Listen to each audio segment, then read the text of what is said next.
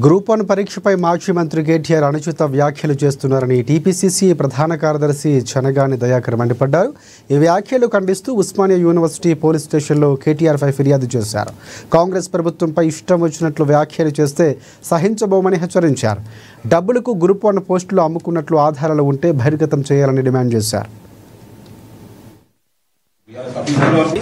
ఇవాళ ప్రభుత్వ ప్రతిష్టకు భంగం కలిగేలా వ్యవహరించినటువంటి కేటీఆర్ పైన ఉస్మానియా యూనివర్సిటీ పిఎస్ లో కేసు పెట్టి తక్షణం చర్యలు తీసుకోవాలని మేము కోరుతా ఉన్నాం.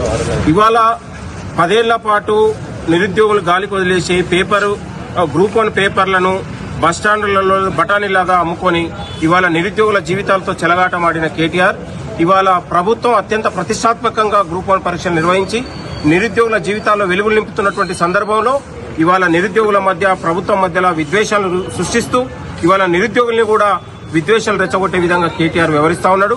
ఇవాళ ఆధారం లేని ఆరోపణలు చేస్తూ ఇవాళ 3 కోట్ల రూపాయలు 7 కోట్ల రూపాయలు పోస్టులు అమ్ముకున్నారని మంత్రులపైన ముఖ్యమంత్రి గారి పైన ఇవాళ కాంగ్రెస్ ప్రభుత్వ ప్రతిష్టను భంగపాటుకు గురి చేస్తున్నటువంటి కేటీఆర్ పైన చర్య తీసుకోవాలని ఉస్మానియా యూనివర్సిటీ పిఎస్ లో మేము కంప్లీట్ చేసినాం.